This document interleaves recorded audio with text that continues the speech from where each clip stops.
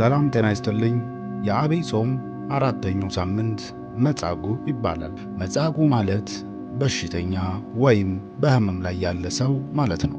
የስያሜው ዋና ታሪክ በኢየሩሳሌም ቤተሳይዳ በምትባለው መጠመቂያ ስፍራ ለ38 ዓመት ስለታመመ አንድ ሰው የሚተርክ ነው።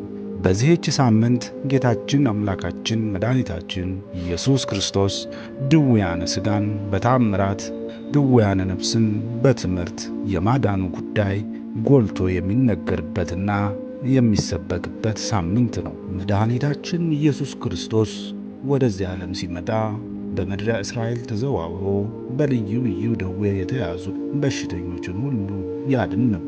ይህንን እያደረገ በምድረ እስራኤል ሲመላለስ ከዕለታት አንድ ቀን ለ38 ዓመታት ያህል በአልጋ ቁራኛ በደዌ ዳኛ ተይዞ በአልጋው ላይ ተኝቶ የነበረውን በሽተኛ ሰው ያገኘዋል። በዚህ የጸበል ቦታ ላይ ተኝቶ ድህነቱን ለማግኘት ይጠባበቅ የነበረው ይህ ሰው ብቻ አልነበር። ሌሎችም በተለያዩ በሽታና ደዌ የተያዙ ብዛት ያላቸው በሽተኞች ጭምር እንጂ። በሽተኞችና ዕውሮች፣ አንካሶችም ሰውነታቸው የሰለለ ብዙ ሕዝብ በዚህ ቦታ ይተኙ ነበር።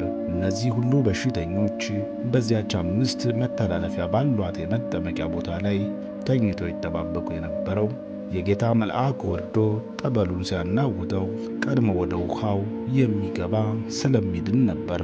መልአኩ ወርዶ ውሃውን ሲያናውጠው ሊፈወስ የሚችለው አንድ በሽተኛ ብቻ ነበር። መልአኩ ቤተሳይዳ ተብላ የምትጠራውን ጸበል ሲያናውጣት ይህንን በሽተኛ ሰው ወደ ጸበሉ ቦታ ተሸክሞ የሚያደርሰው ሰው ስላልነበረው ፈውስን ሊያገኝ አልቻለም ነበር። በዚህም ምክንያት ነው ለ38 ዓመታት ያህል በመጠመቂያው ቦታ አጠገብ ሊተኛ የቻለው። ምንም አይነት ሰው ወይም ዘመድ ወይም ወገን ስላልነበረው ሌሎቹ ሲፈወሱ እያየ እሱ ግን በምኞት ቀኑ ይጠባበቅ ነበር። ጌታችን አምላካችን መድኃኒታችን ኢየሱስ ክርስቶስ ይህንን ከ38 ዓመታት ጀምሮ የታመመ ሰው ተኝቶ ባየ ጊዜ እስካሁን ብዙ ዘመን እንደኖረ አውቆ አዘነለትና ልትድን ትወዳለህን ብሎ ጠየቀው። እሱም ውሃው በተናወጠ ጊዜ መጠመቂያው ውስጥ የሚያኖረኝ ሰው የለም በማለት መልስ ሰጠ። መልሱ የሚያመለክተው ከሁሉ ቀድሞ እኔን ተሸክሞ ወደ ጸበል ሊያስገባኝ የሚችል ዘመድ ስለሌለኝ እንዴት እድናለሁ ነበር። ነገር ግን ጌታችን አምላካችን መድኃኒታችን ኢየሱስ ክርስቶስ የሁሉም መድኃኒት ነውና ወዲያውኑ ተነስተህ አልጋህን ተሸክመህ ሂድ ሲለው ወዲያውኑ ይህ በሕማም የነበረ ሰው ዳነ፣ አልጋውን ተሸክሞ ለመሄድ በቃ። ታዲያ አይሁድ የተፈወሰውን ሰው ሰንበት ነው፣ አልጋህንም እንድትሸከም አልተፈቀደልህም ሲሉ ነገሩ። እርሱ ግን ያዳነኝ ያ ሰው አልጋህን ተሸክመህ ሂድ አለኝ ብሎ መለሰላቸው። ታዲያ በሌላ ጊዜ ኢየሱስ ክርስቶስ ይህንን የተፈወሰውን ሰው ሲያገኘው እንዲህ ሲል ነገረው፣ እነሆ ድነሃል፣ ግን ከዚህ የባሰ እንዳያገኝህ ዳግመኛ እንዳትበድል እወቅ ሲል ነገረው። ክቡራትና ክቡራን፣ በዚህ በአራተኛው የዐቢይ ጾም ሳምንት ጌታችን አምላካችን መድኃኒታችን ኢየሱስ ክርስቶስ በተለያዩ ቦታዎች የተለያዩ በሽታዎች ያሏቸውን ሰዎች ፈውስ እንደሰጣቸው ይሰበክበታል።